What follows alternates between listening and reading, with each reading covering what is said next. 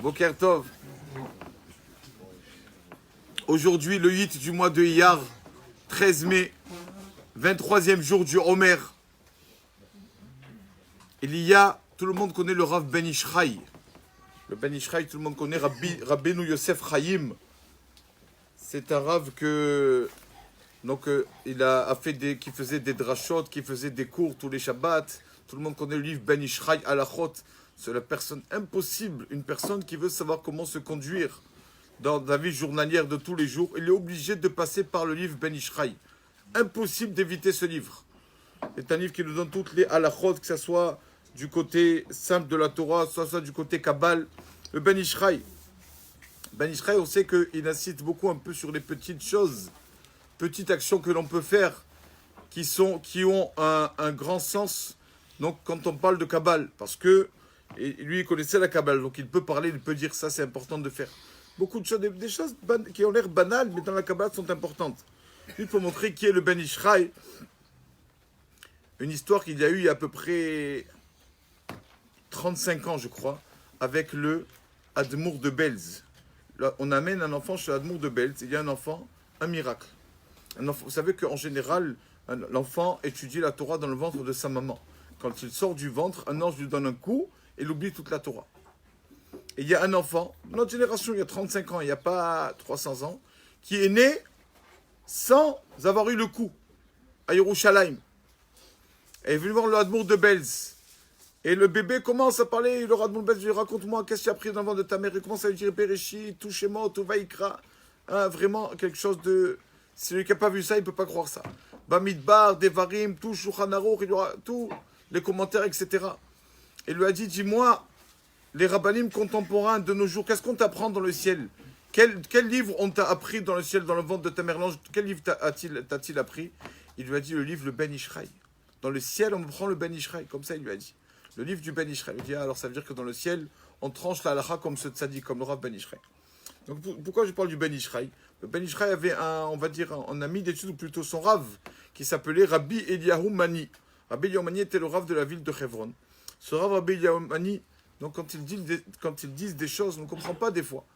Parce qu'eux, ils sont forts, on connaît la Kabbale, tout ça, nous, on ne comprend rien. Mais quand ils nous disent des choses, on croit parce qu'on sait qu'ils ne disaient pas un mot pour rien. Rabbi Eliyahu Mani écrit les mois de Iyar, Elul et Tevet. Il y a 3 mois dans l'année. Si un de ces 3 mois, le 8e jour du mois, donc le 8, comme le jour le 8 Iyar, tombe un lundi, comme aujourd'hui, alors il dit que c'est un jour de miséricorde, un jour de être à de beaucoup de monde de miséricorde. Pourquoi? Je ne sais pas pourquoi. Mais comme ça, il marque Rabbi Eliyahu Mani, je l'ai vu dans un calendrier, Binal et Itim, au nom de ce Rav, de ce tzaddik. Donc si lui le dit, c'est que voilà. Donc comme nous, le 8 du mois de Iyar tombe cette année un lundi, aujourd'hui, donc c'est un, Baruch Hashem, déjà un jour de miséricorde. Une halakha au sujet du Homer. Comment notre Torah est belle. Comment la Torah fait attention justement à la personne, à sa famille, à son travail, etc. Pour le Homer, la Torah nous dit que c'est vrai qu'en général, normalement, on prend tous un peu des coutumes de deuil pendant le Homer. On ne se rase pas jusqu'à l'Akbar Homer, etc. On n'écoute pas de musique, sauf le vendredi, après-midi, votre Shabbat, d'accord? Mais nous dit la Torah, attention, et faire attention quand même à sa famille, à son couple, etc. C'est ça que la Torah nous donne des conseils. Un des conseils, c'est que la femme n'est pas astreinte aux lois du Homer. Pourquoi la femme n'est pas astreinte? Pourquoi elle n'est pas juive, la femme? Quoi, elle ne doit pas faire des mitzvot comme l'homme? Non. Elle ne compte pas le Homer, c'est vrai. Pourquoi? Parce que c'est une mitzvah qui dépend du temps. Et on sait que les femmes, toutes mitzvot qui dépendent du temps, sont dispensées. Parce qu'elles n'ont pas leur temps entre les mains.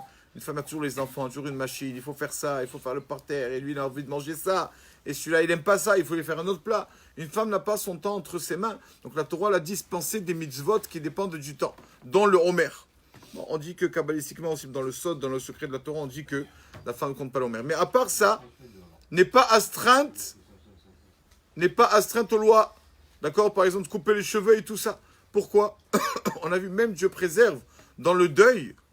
Dans le deuil, une femme, après les 7 jours, elle pouvait se couper les cheveux et tout. Pourquoi?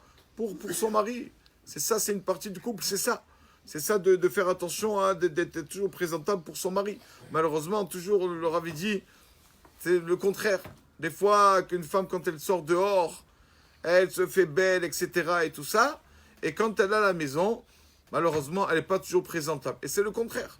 Parce qu'il faut aussi pour son mari être présentable. C'est pour ça que la Torah a dit, pour préserver le couple, la Torah a dit pendant le Homer, la femme, comme d'habitude, peut se couper les cheveux, faire tout, il n'y a pas de coutume de deuil, justement pour qu'elle soit toujours belle pour son mari. On a vu dans la Gemara de Taranit, la femme de Abba ou Mana, quand son mari arrivait, elle se maquillait. Pour que quand il arrive à la maison, elle était belle et présentable pour lui. Donc c'est pour ça qu'une femme n'est pas astreinte pour les ongles.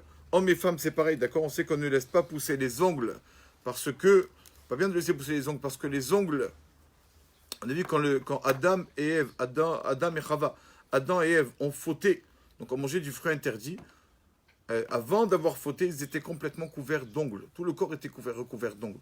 Quand ils ont fait la faute, Hachem leur a laissé l'ongle sur l'extrémité du corps pour qu'ils se rappellent de la faute qu'ils ont fait. Donc l'ongle, en fait, il rappelle la faute. C'est ça que nous, les hommes, surtout nous, les hommes, jamais on ne laisse pousser un ongle au-dessus de la peau. C'est ça qu'on coupe toujours les ongles. Parce que c'est pour ça que les ongles, il ne faut pas les faire tomber ou quoi. C'est quelque chose d'impur. Ça rappelle la faute. D'accord? Mais donc, c'est pour hommes et femmes pendant le Homer. C'est pour ça que, même s'il y a une coutume, même s'il y a des coutumes de deuil pendant le Homer, on ne se laisse pas pousser les ongles. On peut bien sûr couper les ongles pendant le Homer. Baruch Adonai Leolam. Amen ve Amen.